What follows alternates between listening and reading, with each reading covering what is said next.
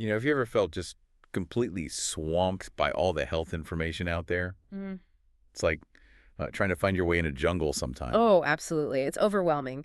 But today, we're trying to cut through some of that noise. Yeah, we're focusing on something really crucial, breast and cervical cancer awareness. We Hmm. want to bring you some actionable info. Exactly. And we've got some fantastic insights here, pulled from materials by Dr. Shalini Gopi Singh. She's with Southern Orthopedic and Family Practice. Really clear, empowering stuff. So our mission really is to pull out the key nuggets for you, the most important bits about prevention, about early detection. Think of it as maybe a shortcut to feeling like you've got a handle on this, feeling informed and, empowered about your own health. Right. Let's just jump right in then. Okay. So maybe let's start by setting the stage for prevention itself. There's this message from the Cancer Society of Trinidad and Tobago. Mm-hmm. It's really powerful. It talks about, cheering for those who fought, remembering those lost, supporting the fight, but crucially, preventing new cases. Mm-hmm. That's such a comprehensive way to look at it. It's not just one thing. Exactly. And Dr. Gopi Singh's materials really build on that foundation. They lay out these clear steps. Yeah, really clearly. Step 1, know your risk factors. And step 2, cancer screening. Simple as that, but so vital. And what really hit home for me reading through it was this core message. Early detection saves lives, like really But emphasize. not just a catchphrase, is it? It's fundamental. No. And they clarify that screening means finding a disease before there are symptoms. That just flips the script, doesn't it? Puts you in control. It really does. It shifts things from being reactive to being truly proactive, getting ahead of it. Which connects prevention and early detection so tightly, they work hand in hand. Absolutely. Knowing what to look for, and importantly, when to look, can make such a difference in the outcomes. Okay, so with that kind of proactive mindset established, let's zero in on breast cancer first. Right. We know your risk factors is step one. That obviously applies here too. But what about the specific screening methods Dr. Gopi Singh mentions? Okay, so for breast cancer, the materials detail a few key methods. First up, mammograms. The x-rays, right? Exactly, low-dose x-rays. The source even shows images of breast cancer on mammogram, highlighting how effective they are at spotting changes, even tiny ones you can't feel. And then there's the breast self-exam. I love the instruction here. Know what is normal for you. Yes, it's so personal. It's not just about finding something wrong, it's about really knowing your own body, noticing subtle shifts. Which makes sense. And that goes alongside the recommendation for a yearly clinical breast exam, getting checked by a professional too. Definitely. And the materials also mention breast ultrasounds. How do those fit in? Well, think of ultrasound using sound waves, like you see in pregnancy scans. It creates a picture, and it's particularly good for, say, denser breast tissue. Okay. Its purpose is specifically looking at benign and malignant changes. So figuring out if something is just a harmless benign growth or if it's malignant cancer that needs action, it helps clarify things. That's really useful context. And crucially for you, the listener, the materials point out accessibility. Mm-hmm. They state clearly. Mammograms and breast ultrasounds are available at the hospital with a referral from the health center. That's such important practical information. Knowing the how and where makes all the difference in people actually getting screened. It removes a potential barrier right there. Okay, so that's breast cancer screening.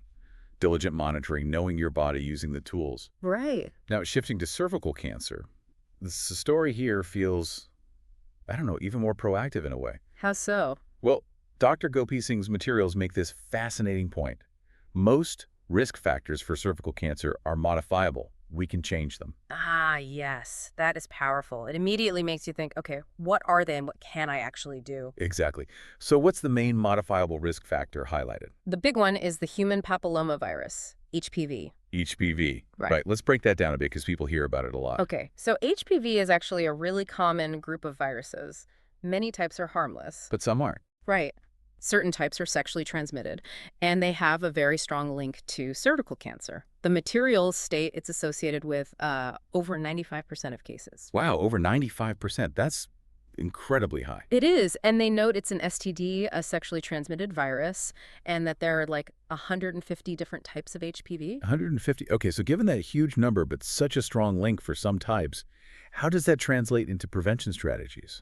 Well, that specific link makes the prevention advice very targeted. The materials mention that safe sexual practices give some Some protection. protection, okay. Yeah. But the real game changer highlighted is the HPV vaccine. The vaccine. Yes, and they really stress this. It is available at health centers, and this is key, it's free of charge. Free. That's amazing. It really is. The call to action is loud and clear. Get the vaccine. It's presented as a major preventative tool. That accessibility and cost factor is huge. It makes prevention tangible for so many. Definitely. The sources also give a quick mention to immunity boosters and suggest you discuss use of the pill with your doctor. So other factors to consider in conversation with your healthcare provider. Right, part of the bigger health picture. And what about screening for cervical cancer, specifically? If prevention isn't 100% or someone didn't get the vaccine, For screening, the methods mentioned are the ones most people might have heard of. The pap smear okay. and also HPV testing. The pap looks for abnormal cells, while the HPV test looks directly for those high-risk virus types. So two main tools for catching it early there as well. Exactly. Okay, so if we try to, connect all these dots from Dr. Gopising's materials, what are the big take-home points she emphasizes? Well, the first one is something we've kind of been embodying today. Knowledge is power. Absolutely. Knowing this stuff makes a difference. And tied to that, the universal truth that all cancers can be managed better the earlier they are found. That applies across the board. Better options, better outlooks. Makes sense. Early detection is key. We keep hearing that. And then specifically for cervical cancer, there's this really hopeful point. It is one of the most preventable cancers. That is hopeful. With the vaccine and screening, it's not just about management, but actual prevention. Right. And finally, just to hammer it home, the accessibility point is restated. HPV testing and HPV vaccines are available, just like the mammograms and breast ultrasounds. So the tools are there. They're within reach for you to use. Precisely. The resources exist to be proactive. So as we wrap up this deep dive, it really comes down to two main things, doesn't it? It seems like it. Knowing your personal risk factors and then actually using the screening and prevention tools that are available for both breast and cervical cancer. It's about being informed, yes, but also taking action. Being proactive, being empowered. So here's a thought to leave you with. Okay. Given that knowledge truly is power, and knowing that some of the most serious health challenges can be managed or even prevented with early detection and accessible tools, what does that mean for how you approach your own health narrative moving forward?